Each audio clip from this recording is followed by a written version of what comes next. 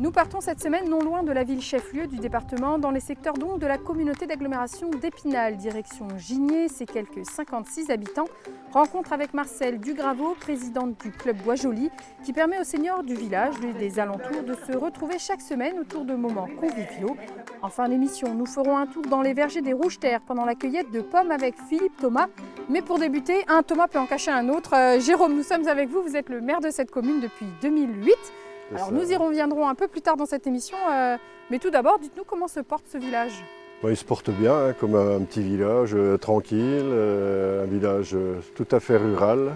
On a voulu conserver la ruralité, et puis un village qui a été, en tout cas par les conseils municipaux précédents, bien aménagé, enfouissement des réseaux, éclairage public, rénovation de l'église, même si cette église est en bien intercommunal avec la commune de Fommeray. Donc il y a un syndicat de gestion de biens indivis entre les deux communes. Pour cette église, le cimetière et la salle où vous allez voir le club du Bois Joli cet après-midi. Alors une commune qui a des atouts, qui tient à garder sa ruralité et puis son côté petit village aussi, mais qui a aussi une situation géographique qui est intéressante, proximité d'Épinal et sur le secteur de la communauté d'agglomération d'Épinal aussi. Nous sommes à 12 km de l'Épinal. On a la chance, parce que je pense que c'est une chance de faire partie de l'agglo. On a des aides, un petit peu, des fonds de concours de l'agglomération d'Épinal. Les habitants de notre commune ont des passes communautaires pour avoir accès à des tarifs réduits. Et puis des aides administratives, voilà, si on avait de gros investissements à faire, des groupements d'achat, enfin tout ce genre de choses. Est-ce qu'on peut parler de vieillissement de la population tout de même dans ce village? Est-ce qu'on arrive à renouveler les générations?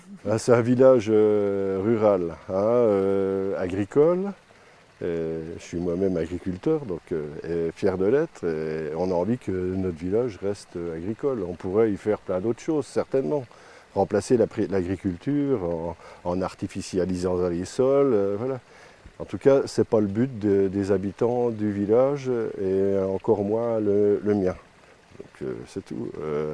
Donc la population vieillit puisqu'il y a beaucoup de gens qui s'éloignent de l'agriculture. Ici, il reste 2 exploitations agricoles dans notre commune. Vieillissement de la population, mais pour autant on peut accueillir des jeunes actifs, ou des jeunes, il y a des jeunes, oui. La commune est propriétaire de 3 logements en propre. Il y en a 2 qui sont occupés actuellement par des jeunes. Est-ce qu'on peut dire que ça va chez vous à Gigné aujourd'hui? Pour le moment ça va, oui. Le soleil revient. Et en plus on a le soleil qui revient. Des projets, voilà, 56 habitants, mais tout de même des envies d'améliorer la qualité de vie? On essaye toujours d'améliorer le village. On a un gros sujet, c'est la sécurisation dans la commune où les véhicules sur la départementale passent relativement vite. On est en train de modifier une route, ça sera fait dans le prochain mandat, s'il y a prochain mandat. Des petites choses à mettre en place pour améliorer le cadre de vie, tout simplement. Ouais. Alors on va revenir sur cette fonction de maire et ce prochain mandat.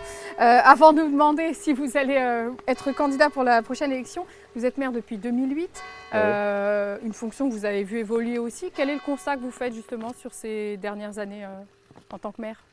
C'est pas beaucoup plus compliqué aujourd'hui qu'en 2008.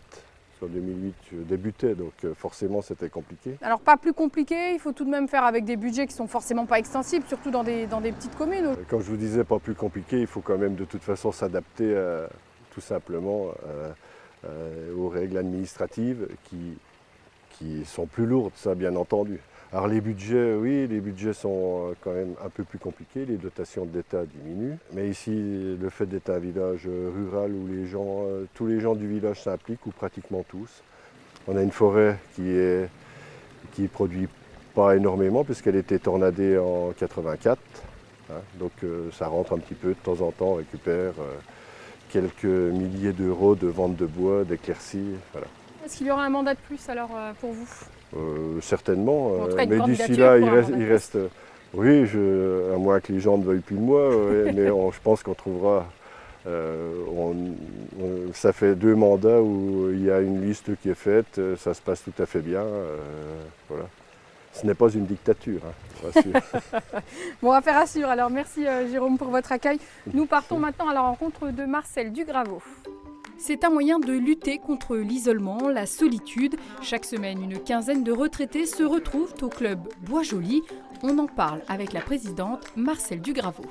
Marcelle, merci de nous accueillir. Alors vous êtes la présidente du club Bois-Joli, c'est bien ça? Oui, alors exactement. Un club où l'objectif c'est de se retrouver? De se retrouver, c'est un lien social pour les 3 pays, voilà.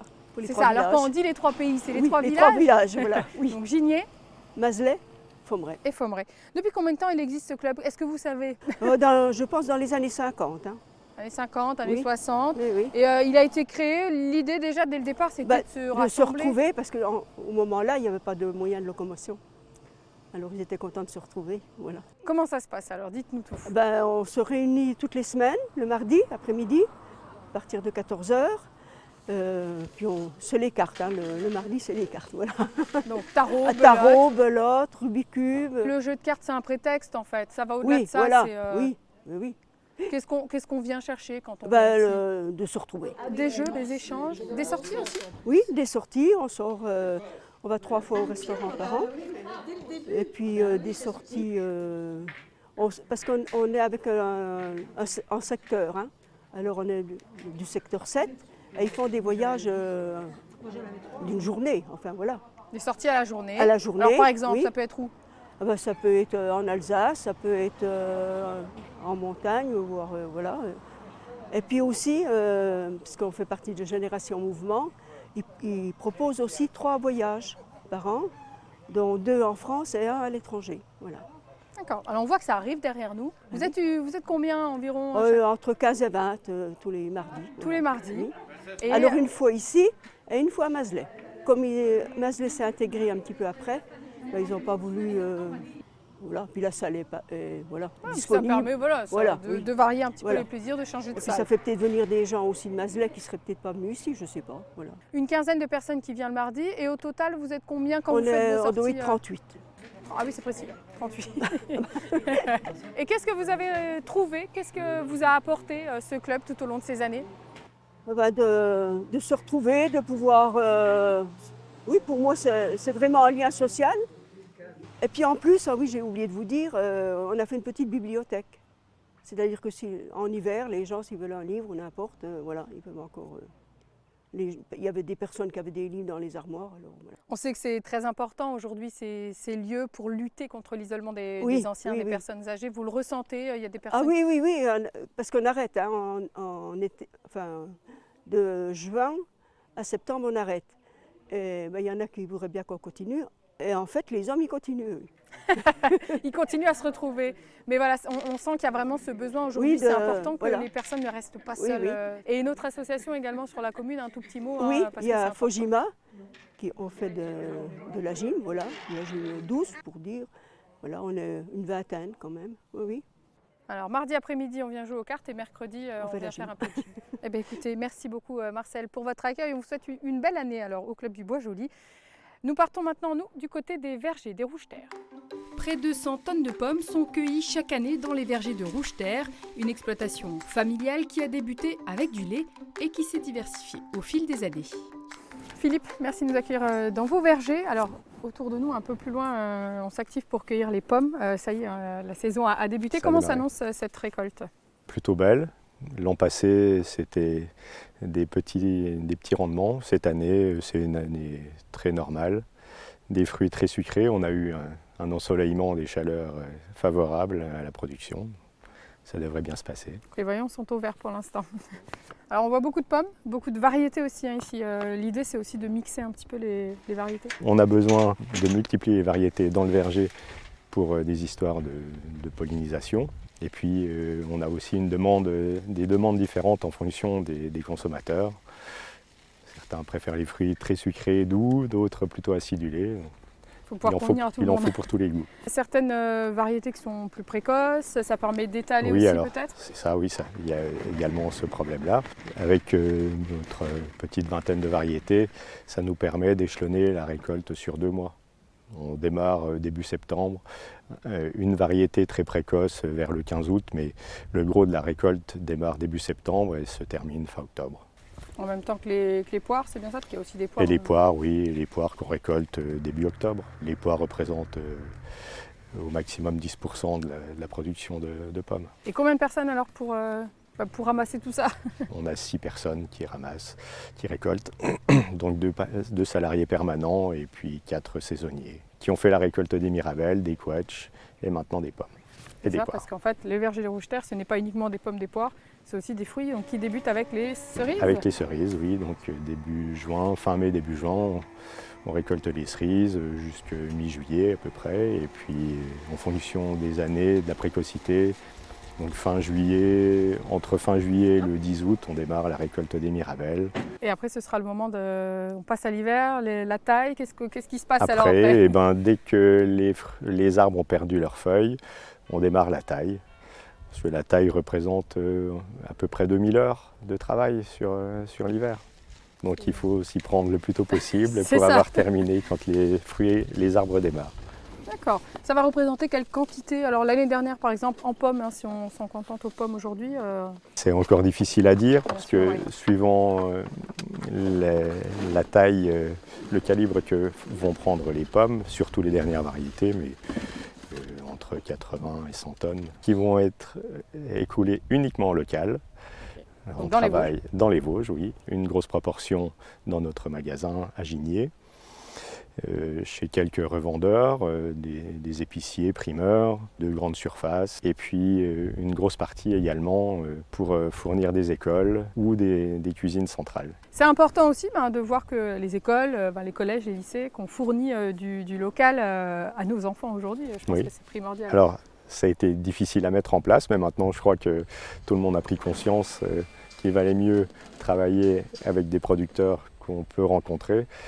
Donc on travaille, on est de plus en plus sollicité par les écoles pour travailler en direct. Alors vous faites également de la transformation, alors vous ne la faites pas directement, mais il y a une partie des pommes qui part aussi en transfo, c'est ça? Oui, alors on fait des jus bien sûr, de pommes uniquement, mais après on fait des mélanges avec du raisin, des poires, des coings, et du sureau également. Donc ça c'est du côté d'Énergie? Et c'est Énergie à Anglemont, oui, qui nous fait toute cette prestation.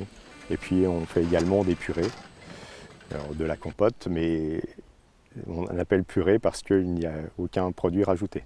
C'est uniquement de la pulpe de fruits. Uniquement du fruit. Les vergers des Rouge-Terre, donc c'est principalement des pommes, des fruits, mais pas que, parce que en fait c'est la SCEA de Marronchamp, anciennement GAEC de Marronchamp. Comment se porte l'activité, ou en tout cas quelle part représentent les vergers dans cette activité globale? Les vergers représentent environ 50% du chiffre de l'exploitation. On produit également des céréales, du blé, du colza, du tournesol, du maïs. Et alors de ce côté-là, comment s'annonce, quel est le bilan de la saison? On a fait des bons rendements cette année. Pour la partie qui a déjà été récoltée, il reste les tournesols et les maïs. C'est plutôt les prix qui sont inquiétants. Malgré tout ça, le métier est toujours aussi passionnant, si vous y êtes toujours. Si on y est resté, c'est que ça nous plaît, oui. Merci Philippe en tous les cas pour votre accueil. Merci à vous de nous avoir suivis. Notre émission est déjà terminée pour aujourd'hui. Je vous donne rendez-vous la semaine prochaine et je vous souhaite une très bonne semaine sur Vosges Télé. À bientôt.